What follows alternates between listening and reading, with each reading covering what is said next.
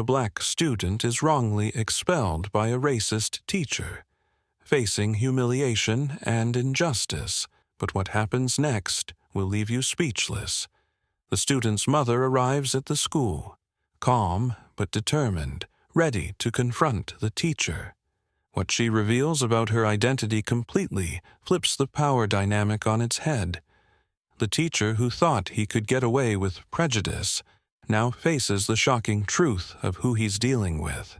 Stay tuned to find out how this mom and son take back control and how karma strikes in the most unexpected way. The bell rang, signaling the end of another long school day. In the classroom, students packed up their belongings, chatting excitedly about their plans for the evening. But one student, a black teenager named Elijah, sat quietly at his desk, staring at his books. His shoulders were tense, his mind racing with the unfairness he had just experienced. Elijah had always been a good student, working hard, keeping his head down, and striving to do well. But today, something was different. His teacher, Mr. Jenkins, had singled him out once again. It wasn't the first time Elijah had been treated unfairly by Mr. Jenkins, but this time it went too far. Mr. Jenkins accused him of talking back in class, a charge Elijah knew was false. Despite his attempts to explain, the teacher didn't want to hear it. Mr. Jenkins wasn't interested in the truth. His mind was made up. Elijah was guilty because of who he was, and that was enough for him. With no further warning, Mr. Jenkins handed Elijah an expulsion notice. "Get out of my class," Mr. Jenkins said coldly. "You're just trouble waiting to happen." Elijah, stunned and hurt, had no choice but to leave the classroom. The other students watched, some with pity in their eyes, others too afraid to speak up. Elijah felt humiliated, his sense of injustice growing stronger with each step he took. As he walked out of the classroom, he knew he wasn't just fighting for himself. He was fighting against a system that made assumptions about him based on nothing more than his race. Outside the school, Elijah took out his phone and dialed his mother. She had always been his rock, the person who encouraged him to keep going no matter what. Today, he needed her more than ever. When Elijah's mother answered the phone, her voice was warm, but there was an unmistakable edge of concern in it. "Elijah, what's wrong?" Elijah hesitated for a moment before he spoke, the words heavy in his chest. "Mom, I've been expelled from school." The silence on the other end of the line was deafening. Elijah's mother had always known that her son faced challenges, but this was different. Expulsion wasn't just about bad behavior. It was about how the world, particularly people like Mr. Jenkins, saw Elijah. She had raised her son to believe in fairness and justice, but those ideals felt distant now. "Tell me what happened," she said, her voice soft but steady.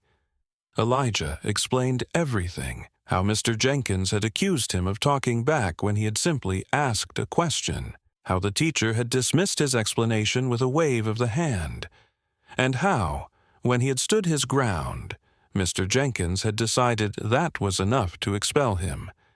It wasn't the first time Elijah had been treated unfairly by Mr. Jenkins.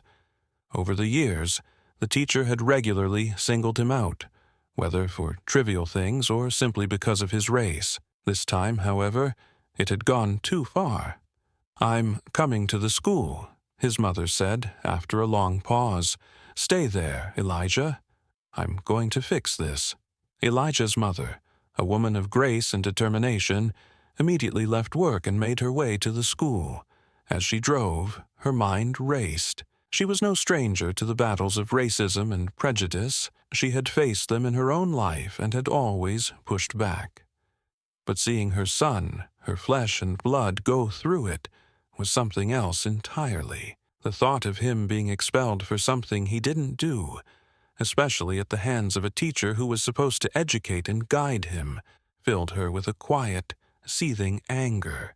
She arrived at the school within 20 minutes, stepping out of her car with a purposeful stride. Elijah was waiting for her just outside the front doors, his head down in shame. He looked up when he heard her footsteps. "Mom," he whispered, his voice shaky, "I don't know what to do. They think I'm guilty for nothing." Her heart ached as she embraced him, holding him tightly. "Don't worry, Elijah. We're going to make sure this gets fixed. Trust me." They walked together into the school, and Elijah's mother requested to speak with the principal immediately. She wasn't here to beg or plead. She was here to demand justice. The principal, who was used to handling parental concerns, didn't expect the force that was about to walk into his office. Within minutes, they were in the principal's office. Elijah's mother, a woman of quiet authority and unshakable resolve, addressed the principal. "My son was wrongfully expelled today by Mr. Jenkins. I am requesting that this be reversed immediately and that we have a full discussion about what happened." The principal, a middle-aged man who had heard his fair share of complaints but rarely saw a parent this determined, looked up from his desk. "I understand, Mrs. Taylor, but the teacher has already submitted his report. Your son's behavior was—" "That report is based on prejudice," she interrupted calmly. "My son was treated unfairly. I will not allow this to stand. You're going to address this today." The principal, who had been prepared to dismiss the complaint, now saw the seriousness in Elijah's mother's eyes. She wasn't asking for sympathy. She was demanding justice, and he could feel the weight of it. "I'll call Mr. Jenkins in for a meeting right now," the principal said, realizing that he could not ignore the situation any longer. But Elijah's mother wasn't done yet. "I don't need Mr. Jenkins," she said, her voice unwavering. "I know exactly how this is going to go, and I'll be honest with you, Principal Morris. I'm not sure you fully understand what's happening here. You have a teacher who has repeatedly targeted my son because of his race, and now he's expelled him for something that never happened." The principal's face went pale. This was not just a minor issue, it was a serious accusation, and one he couldn't ignore. He nodded, motioning for Elijah to sit down, while he began calling for the teacher. As they waited, Elijah's mother continued, speaking with authority about the importance of accountability, fairness, and the responsibility that educators held to provide a safe space for all students. It was clear that she was no ordinary parent. She knew her rights and her son's, and she was prepared to use every ounce of her strength to make sure Elijah was treated fairly. The moment the teacher, Mr. Jenkins, entered the office, the tension in the room was palpable. He stood there, his posture rigid, still certain that he had done the right thing. But when he saw Elijah's mother and realized who she was, his arrogance faltered. Mr. Jenkins stepped into the office, his face set in a tight expression, as though he were prepared to defend his actions. He looked from Elijah to the principal, and then to Elijah's mother. For a moment, he didn't recognize her, but something in the way she stood, confident, calm, and unyielding, made him pause. He had been a teacher for many years, used to confronting parents who didn't understand the rules, but there was something about this situation that felt different. "Mrs. Taylor, I presume," Mr. Jenkins said, trying to sound authoritative, but clearly uncomfortable. "I've already submitted my report about Elijah's behavior. He was disruptive in class, and when I asked him to leave, he refused." Elijah's mother didn't flinch. Her gaze was unwavering as she met his eyes. "I've already heard your version, Mr. Jenkins," she said, her voice calm but laced with strength. "But that's not the truth, is it?" The teacher blinked, caught off guard by the directness of her words. "What do you mean?" he asked defensively. "My report is accurate. Elijah has a pattern of disrespect in my class. You've treated my son with nothing but disrespect since the first day of school, she replied, her voice rising only slightly. You've accused him of things he didn't do, and you've undermined his efforts at every turn, simply because of who he is. Today was the last straw. The principal, who had been silent up until now, cleared his throat nervously. Mr. Jenkins, Mrs. Taylor is stating serious concerns here. We need to address this right now. This isn't just about one incident. This is about a pattern of behavior that we need to investigate. Mr. Jenkins shifted uncomfortably, now realizing he was facing far more than a parent upset about her son's behavior. He had assumed Elijah was just another student who would accept his authority without question. He had underestimated the power of a mother fighting for her child's dignity. The principal turned to Elijah's mother, acknowledging her strength. Mrs. Taylor, I think it's clear that there's been a breakdown in communication. We'll need to investigate this further. But I must ask, how do you propose we move forward? First, she began, I want Elijah reinstated immediately. This expulsion is baseless, and I won't tolerate it. He's been falsely accused and unfairly treated. Second, I expect a full review of Mr. Jenkins' history with Elijah, and frankly, with any other students who may have faced similar treatment. Mr. Jenkins' face reddened. This is ridiculous, he spat, clearly losing his patience. I've done nothing wrong. I'm just trying to run a classroom here. And now you're trying to undermine my authority? You're acting as though I've done something criminal. Elijah's mother remained composed, but there was an undeniable fire in her eyes.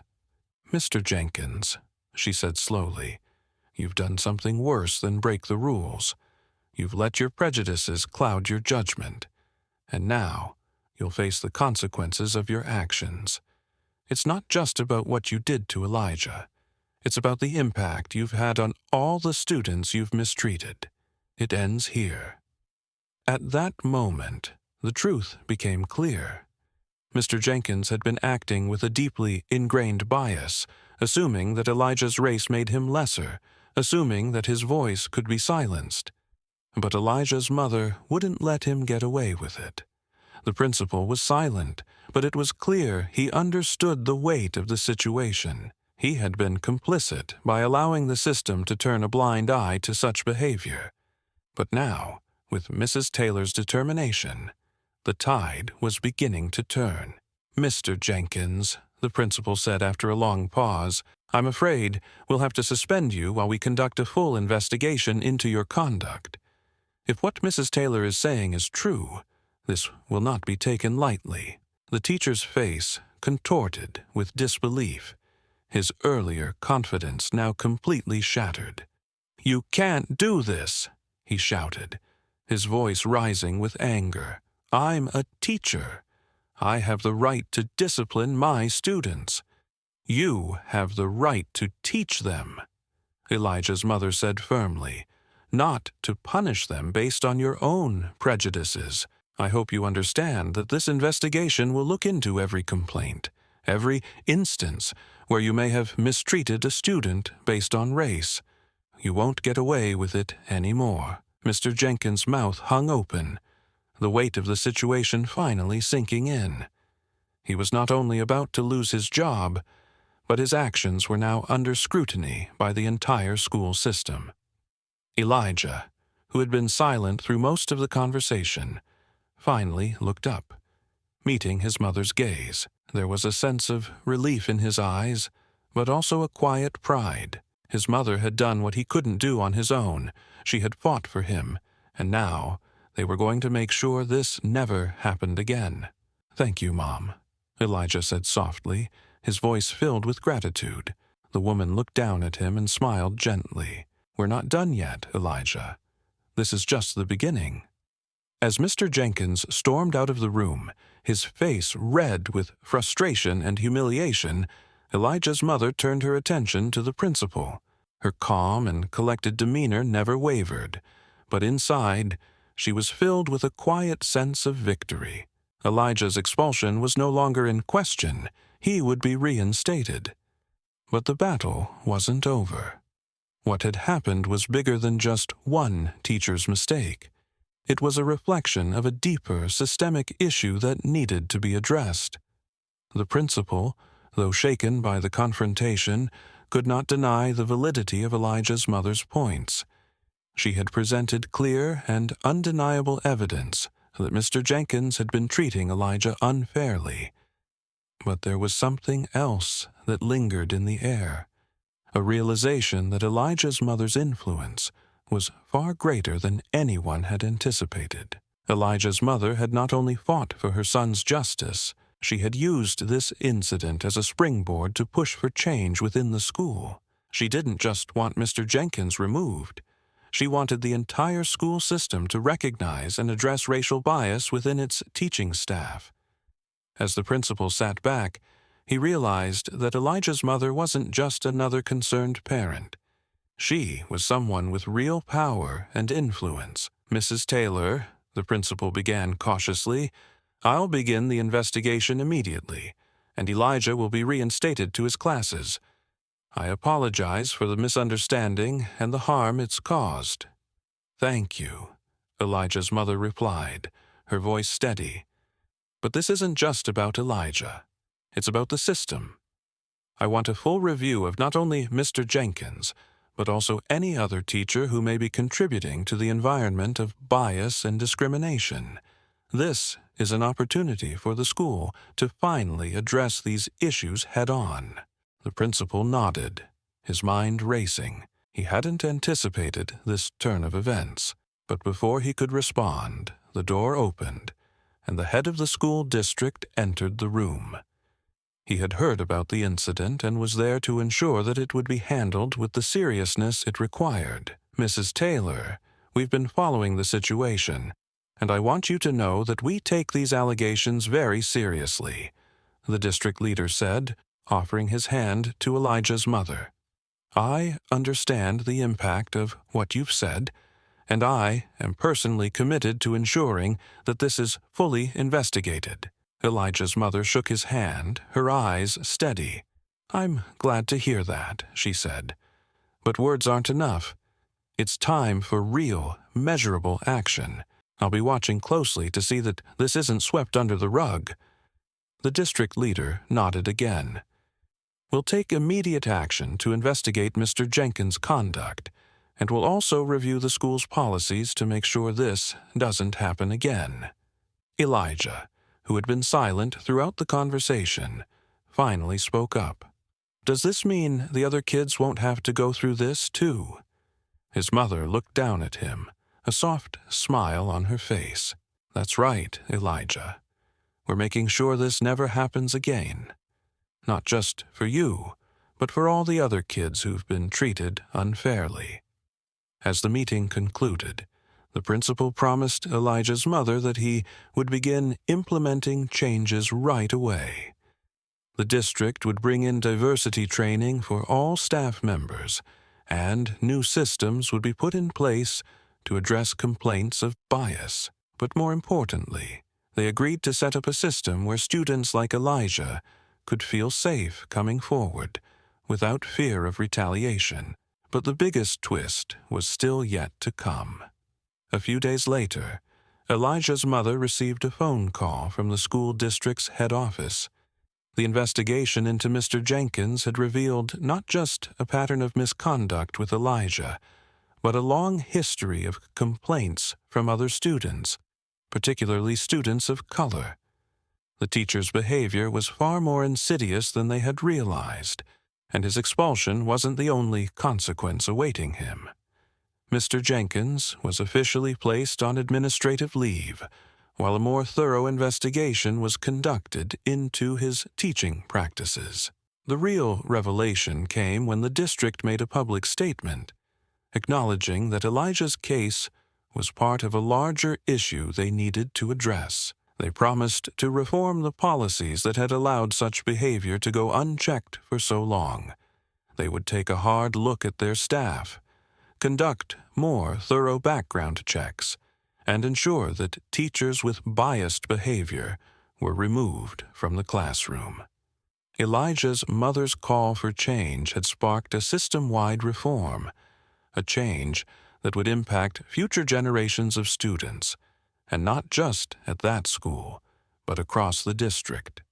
For Elijah, the outcome was both a victory and a lesson. He knew that his mother's strength and determination had made this change possible. His expulsion was a painful experience, but it had led to something much larger, a conversation about racism in schools that was long overdue. The weeks following the confrontation between Elijah's mother and the school district were transformative. The public statement from the district was only the beginning of what would become a widespread effort to address systemic bias in schools. Elijah was reinstated in his classes, but his mother's work wasn't finished. It wasn't just about her son anymore.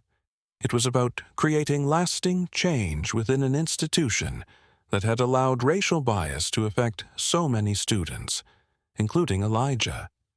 In the weeks that followed, the district rolled out a series of changes. Mandatory diversity and anti-racism training was introduced for all faculty and staff.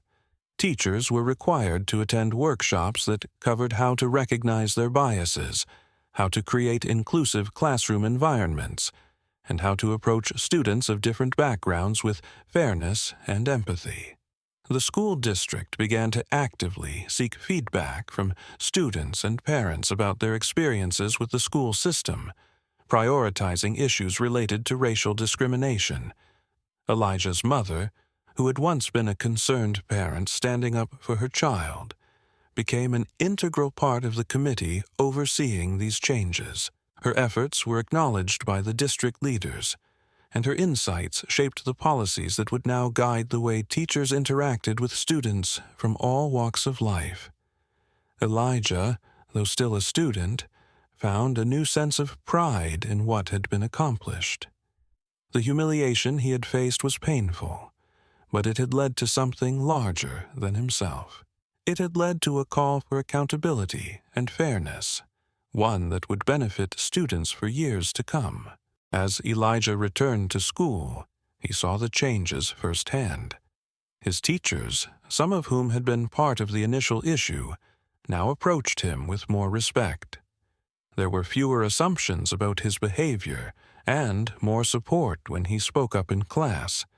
His classmates, too, began to treat him with more fairness. Elijah had always excelled academically, but now he felt like he could truly shine without the weight of prejudice hanging over him. His experience, painful as it had been, had opened the eyes of those around him.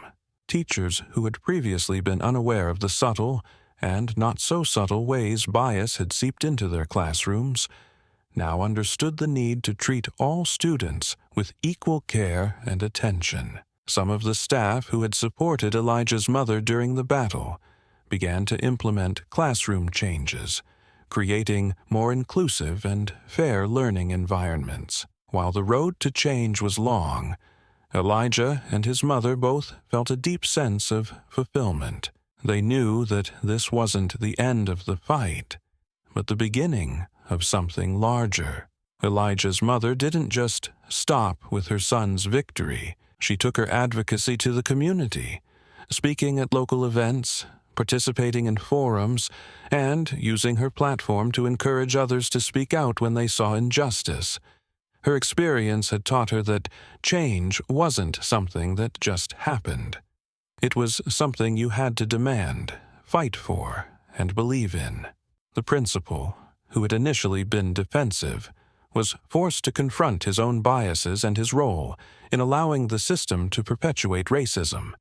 He met with Elijah's mother regularly, seeking her input on the ongoing reforms, and began to take more personal responsibility for the school's culture. For the first time in his career, he understood that his role wasn't just to oversee the school, but to ensure that every student, regardless of their race or background, felt safe, valued, and heard. For Elijah, the lessons were hard-learned but invaluable. He understood the importance of standing up for oneself, especially when facing systemic issues like racism, but he also understood the power of unity. The change that had come about wasn't just because of one person's voice. It was because his mother had fought for him, and together they had ignited a larger conversation. It was a reminder that, even when things seem bleak, there's always room for change, for growth, and for progress. Elijah's mother, too, felt the weight of the journey. While she was proud of the changes they had made, she knew there was still much work to be done. The education system, like many other institutions, still had a long way to go before true equality was achieved. But this moment, this battle, proved that people had the power to make a difference, no matter how deeply ingrained the issues might seem. Her work was far from finished, but the progress they had made would pave the way for future generations of students. Students who wouldn't have to face the same unfair treatment Elijah had endured. The community, too, began to take notice. Other parents, students, and even teachers started to speak up. Inspired by Elijah's mother's courage and conviction, the story of Elijah's expulsion and his mother's fight became a symbol of resilience, a reminder that change is possible, no matter how small the action may seem at the time. One mother's fight for her son had sparked a movement, and as Elijah entered his senior year, he knew that things would never be the same. Not just for him, but for everyone who came after him. This story is a powerful reminder that even when faced with systemic injustice, one person can make a difference. Elijah's mother's courage to stand up against a racist teacher wasn't just about her son. It was about demanding fairness, accountability, and respect for all students. It shows us that change is not something that happens overnight, but it begins with a single act of bravery. Standing up to discrimination, no matter where we see it, can create a ripple effect that leads to real transformation. Elijah's victory, along with his mother's strength, is proof that the fight for equality is worth every step and every voice. Elijah's story is more than just a personal victory.